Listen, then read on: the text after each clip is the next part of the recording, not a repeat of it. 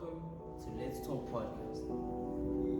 Today we'll be discussing real-world workplace dynamics with Chris and Londi. Let's start with the definition of organizational behavior. This is a systematic study of how individuals, groups, and structures influence behavior within organizations. Organizational behavior focuses on attitudes, motivation, communication, leadership, decision-making, and organizational structure. Why organizational culture and behaviors matter.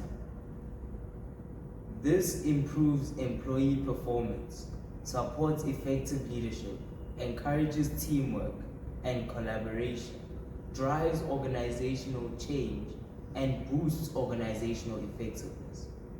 Today, we're diving into motivation theories and how they shape the way people think and behave at work. Let's start with Maslow's hierarchy of needs. Imagine climbing a ladder. First, you want food, security, and then friendship and recognition, and finally, self-actualization. In the workplace, if employees' basic needs and salary and safety as well aren't met, their attitude can drop. But when higher needs like achievement and growth are addressed, employees show real commitment and drive. Londi can take over from this. Thank you, Sid. Let's start with Hertzberg's two-factor theory. This one splits things into hygiene factors, like salary and policies, and motivators, like recognition and achievement. Hygiene factors stop dissatisfaction, but motivators are what spark passion and loyalty. Now, McGregor's X and Y theory. It's all about management styles. If a manager assumes workers are lazy, they micromanage, and employees push back. But if they assume workers are capable and ambitious, employees will thrive with empowerment. Moving on to Vroom's expectancy theory. Here's an idea. Employees weigh up effort, performance, and reward. If they believe hard work will lead to valued rewards, their behavior becomes more focused and committed. Then there's Adams' equity theory. This one is all about fairness. If employees feel they are being rewarded unfairly compared to others, dissatisfaction grows, but fairness builds positive attitudes and loyalty. Finally, the goal-setting theory by Loke and Latham. Clear and challenging goals energize employees. The more specific the target, the more focused the behavior, and the more satisfaction when the goal is achieved. So in short, motivation theories explain why people commit, why they resist, and why they push harder. And for managers, applying these theories can be the key to creating motivated, productive teams. Thank you, sir. Thank you very much, Londi, for your insights. Wow, that was impressive. Today, I'm also joined by Chris, who's here to help us unpack two fascinating organizational behavior topics. Firstly, how perception influences decision-making and judgment in the workplace. And secondly, the importance of person-job fit and person-organization fit. Chris? Thanks, Lesedi. So perception is basically how people interpret and give meaning to the world around them. There's a tricky part. Perception is subjective, and it shapes our decisions more than the facts themselves.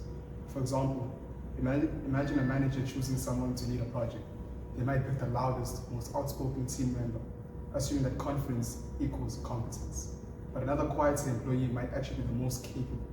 Here, the manager's perception, not reality, drives the decision.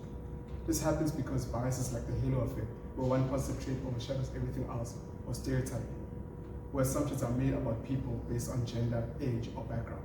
These shortcuts distort judgment and can result in unfair outcomes. In the workplace, that means performance reviews, promotions, or even hiring decisions can be flawed if managers rely on perception instead of evidence. That's why many organizations introducing structured evaluations and bias awareness training to reduce errors. So to sum it up, perception is powerful, but it can distort decision making. Being aware of these biases is the first step towards fairer and smarter workplace decisions. That makes so much sense, Chris. We often think we're making objective decisions, but really, perception is shaping so much behind the scenes. Let's move on to the second topic: person job fit and person organization fit. Chris, why are these so important? That's a great question. Person job fit is all about whether someone's skills, abilities, and interests match the requirement of the job. If the fit is good, employees perform better, feel more competent, and are generally more motivated. On the other hand, person organization fit looks at alignment with the company's cultures and values. It's about whether an employee feels like they belong in the environment.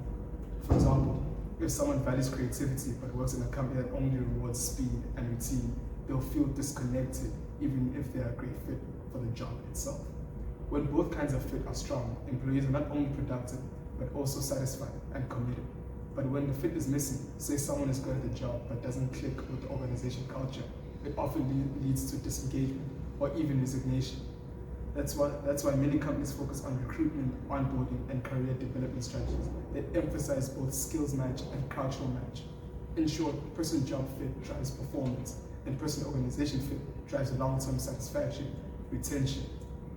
Both are essential for thriving workplace. I know Londi has more about this topic. Thank you, Chris. There are certainly more perceptions that influence decision making and judgment in the workplace. Take selective perception. We filter information based on what matters to us, sometimes ignoring crucial details. A manager might only hear what confirms their assumptions and miss innovative ideas. Then we have stereotyping. Decisions about people can be clouded by assumptions about their gender, age, or background. This leads to unfair promotion or biased hiring. Attribution theory plays a big role too. Managers constantly ask, why did this person behave this way?